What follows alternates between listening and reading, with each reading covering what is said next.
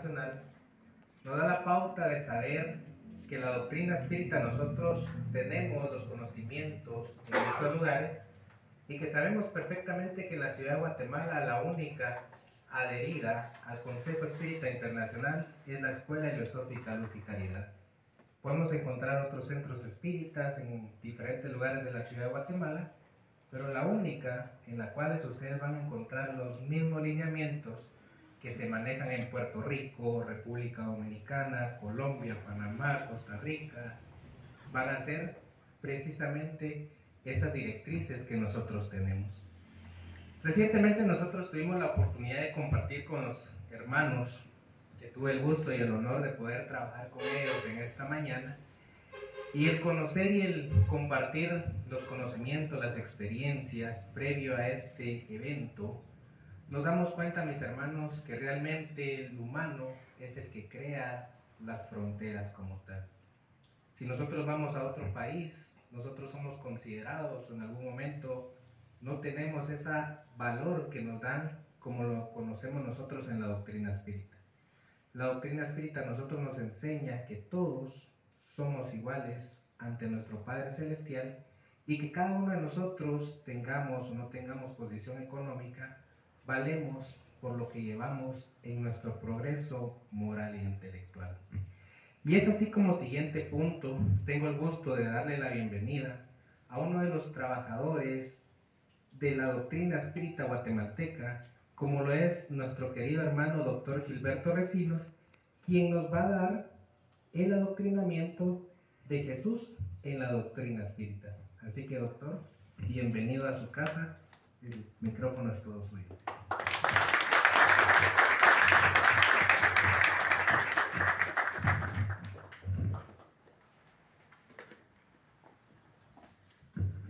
Muy buenas noches, agradezco profundamente a Marvin el concepto que dijo, bienvenido a su casa.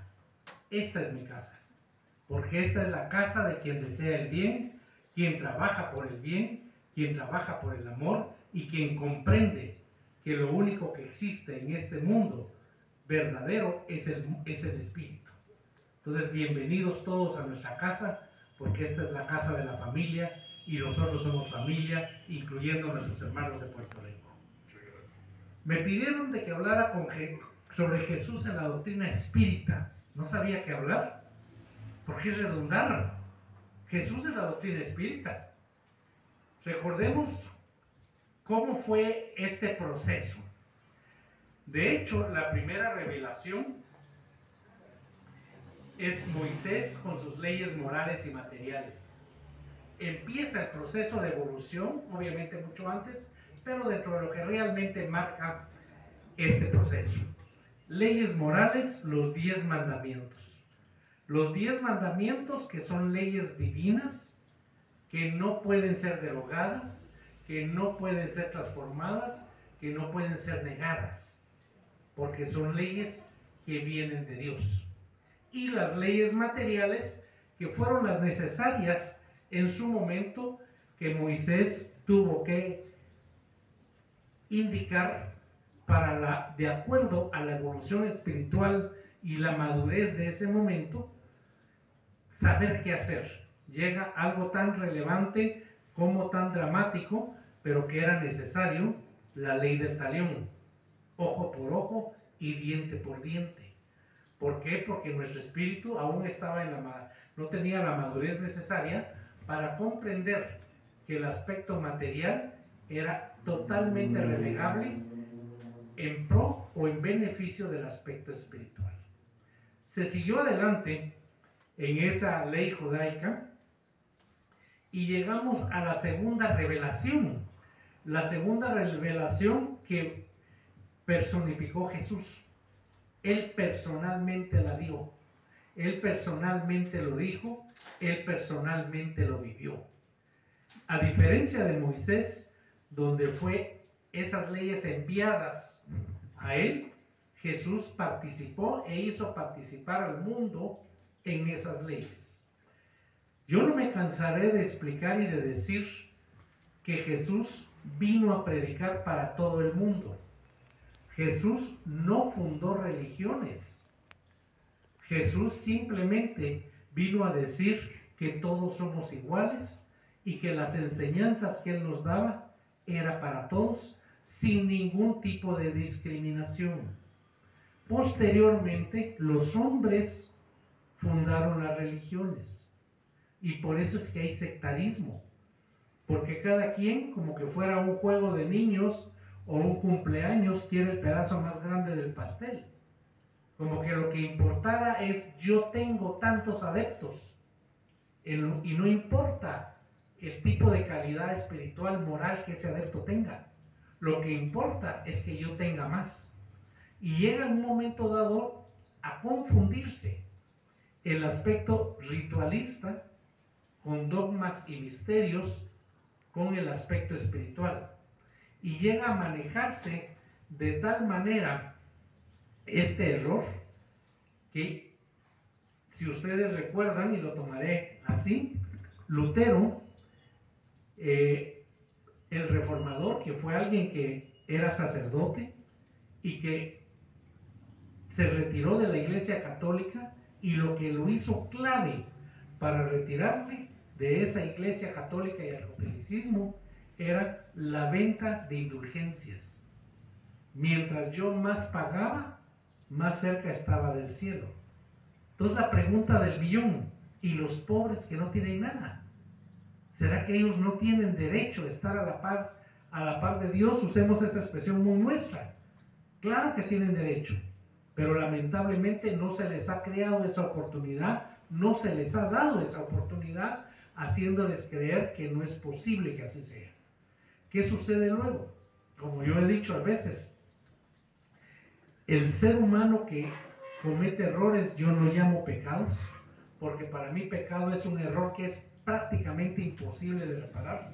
En cambio, errores es algo que es factible de corregir. Creen que con ir a misa el domingo y comulgar ya tienen permiso para pecar una semana, después de confesarse y llegar a misa y comulgar. Perdón por lo que digo, pero es lo que siento y cómo lo siento. ¿Cómo es posible que en otra religión, levantando la mano y aceptando a Jesús, yo ya esté salvo? ¿Cómo es posible? No es lógico. No es lógico, porque nuestro trabajo espiritual, nuestro trabajo debe ser algo que nos labre interiormente en forma individual, ¿sí? Entonces resulta que hay muchas dificultades o muchas diferencias en ese momento. Entonces Jesús vino, y no vino a derogar la ley, vino a hacerla cumplir. Y la vino a hacer cumplir a través de parábolas. La vino a enseñar a través de parábolas. ¿Por qué parábolas? Porque simple y sencillamente la madurez espiritual de ese momento no era adecuada. Y recordemos el pasaje de Nicodemos, cuando le pregunta a Jesús qué hay que hacer para llegar al cielo. Y le dice: nacer de nuevo. Y Nicodemos le dice: pero ¿cómo yo a esta edad voy a entrar en el vientre de mi madre? Entonces él no tenía claro el concepto de reencarnación. Entonces era muy difícil explicarlo en ese momento. Entonces llega la enseñanza de Jesús, que simplemente se traduce como amor. Pero cambiamos radicalmente, porque después de una enseñanza de la ley del talión, de ojo por ojo y diente por diente, llegamos a Jesús con una enseñanza de amor y perdón. Esa es la diferencia abismal, ¿sí? Entonces resulta que Jesús ofrece la venida de alguien más, que lamentablemente muchas personas confunden y piensan que ese alguien más es nuevamente Jesús que va a venir, personificado como un ser humano. No, esa tarea ya se cumplió. Jesús lo que hizo fue decir: va a venir alguien que va a explicar todo lo que yo digo. Y esa tercera revelación es el espiritismo. ¿Y el espiritismo quién encabeza todas estas enseñanzas? El espíritu de verdad. ¿Y quién es el espíritu de verdad? Si queremos trasladarlo a los católicos, el Espíritu Santo, que viene a instruirnos, ¿sí? Entonces, obviamente no estamos tan alejados de la realidad, pero sí estamos usando tal vez caminos o cauces diferentes. Nosotros queremos llegar más lejos allá de las religiones, sin que sea una ofensa ni una lástima, ni algo que sea competencia jamás, porque nuestro objetivo es el crecimiento espiritual de todos.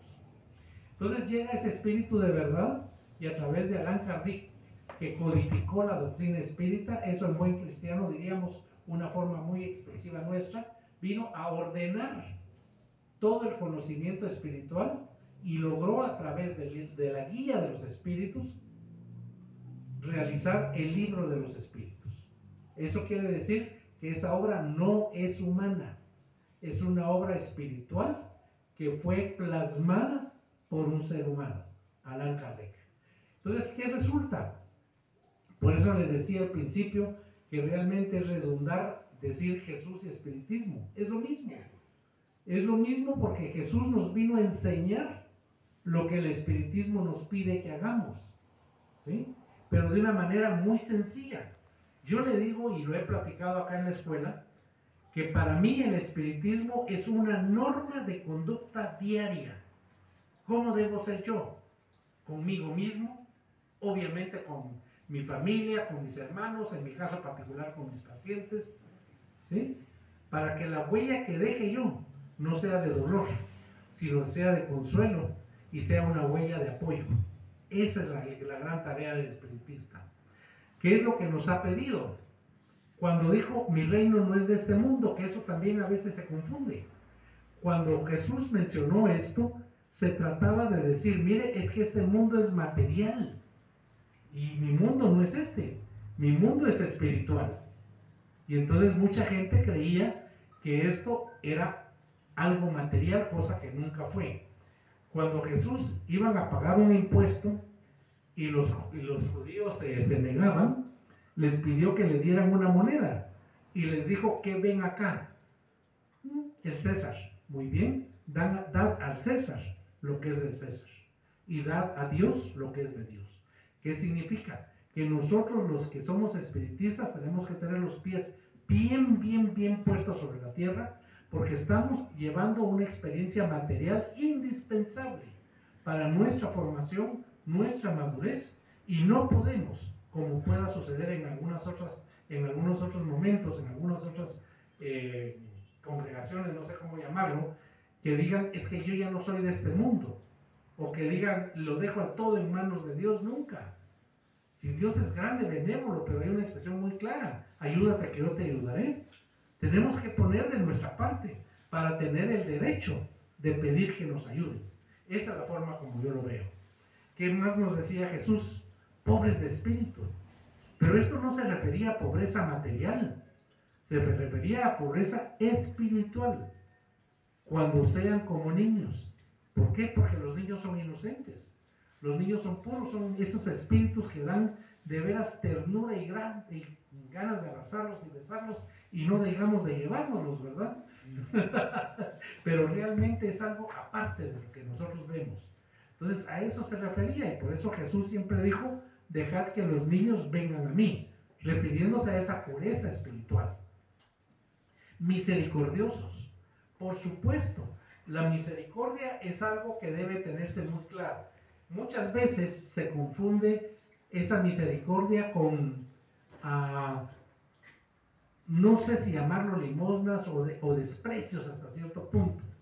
Yo en lo personal siempre he dicho que la limosna, como la conocemos en nuestro mundo, es vergonzoso para quien la da y para quien la recibe. Porque yo doy lo que me sobra y lo tiro. Y alguien que lo está pidiendo se hinca para suplicarme ayuda. Eso no debiera ser. Nosotros no debiéramos llegar a ese momento. Debiéramos dar lo que nos nace, lo que nosotros tenemos para alguien más. Y tenemos muchos ejemplos en la doctrina espírita. Amad al enemigo, otra de las máximas de Jesús que también están en el Evangelio.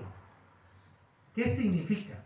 No significa al llegar, alguien me ofendió y me hizo un daño enorme, vengo yo, lo abrazo, lo beso y que eso es mi vida. No. Es decir, el ser humano tiene que tener claro que no es llegar a ese extremo, ¿sí? Sino es precisamente perdonar, pero olvidar. ¿Qué significa? ¿Cuántas veces no hemos escuchado que alguien dice, yo lo perdono, pero Dios se encargará? Eso no lo perdonamos. Eso no significa perdonar. ¿Cómo se lo voy a dejar a alguien más la tarea que yo debo hacer? Entonces yo debo perdonar y olvidar. Y si en un momento dado tengo la oportunidad de ayudar, debo hacerlo. A eso es a lo que se refiere este punto. Que no sepa la mano izquierda lo que hace la derecha. Fue muy claro Jesús al decir el ejemplo. ¿Se recuerdan en el templo? Donde alguien llegó en primera fila, dando todo lo que ostentosamente él quería, que era lo que le sobraba. Y la viuda que estaba al final del templo dio apenas parte de lo que necesitaba para vivir, pero sin que nadie se diera cuenta. Esa es la diferencia. Si yo voy a ayudar a alguien que no sepa quién fue, eso significa que tu mano derecha no sepa lo que hace la izquierda. Debo hacerlo de corazón, sin esperar retribución. ¿Qué es esto? ¿Cuántas veces hay gente que dice, es que yo lo ayudé y ni gracias me dio? No importa. A nosotros no nos interesa que nos den gracias o no. Si lo hice de corazón y me nacía, era porque estaba bien hecho y yo no tenía que esperar nada a cambio. Si yo espero algo a cambio, ya me pagaron. Si ya no tiene mérito lo que yo estoy haciendo. Eso es también importante. Alianza, ciencia y religión. Voy a tomar un par de minutos apenas. Las religiones tradicionales se pelean con la ciencia. ¿Cuántos no sabemos de Galileo Galilei, que fue excomulgado y que solo se salvó de la Inquisición porque lo obligaron a decir que el Sol era el centro, que la Tierra era el centro del universo? Y él lo aceptó, pero entre dientes dijo, sin embargo, se mueve. ¿Sí? Entonces, ¿qué quiere decir? Que las religiones tuvieron la capacidad de, con la fuerza, en un momento dado en América también, aquí en América en la invasión, con la fuerza de la espada y la cruz, destruyeron civilizaciones. En América lo que nosotros recibimos fue una invasión con genocidio y atrocidades. Entonces la doctrina espírita con Allan Kardec llega al momento en que dice, bueno, el día que pueda yo ver a la ciencia, la doctrina espírita, de frente, esa es la doctrina espírita, viendo a la ciencia de frente. ¿Y qué sucede? Claro que hay científicos en las religiones, pero científicos dogmáticos, que tienen y aceptan lineamientos claros, obligados. Nosotros no somos libres pensadores, nosotros nos cuestionamos, decidimos si algo es cierto o no, es nuestro libre albedrío. ¿Sí? Esa es la belleza del libre pensador, y eso nos lo enseña el espiritismo. Ninguna otra tendencia nos ha enseñado eso. Y por último, fuera de la caridad no hay salvación. ¿Se dan cuenta lo que dice Kardec y Jesús? Nunca dice, fuera de tal religión no hay salvación. ¿Sí? Sino fuera de la caridad no hay salvación. Quiere decir que Él nos dice que si nosotros somos caritativos y aplicamos la caridad como debe ser, si quieren llamarlo, somos salvos.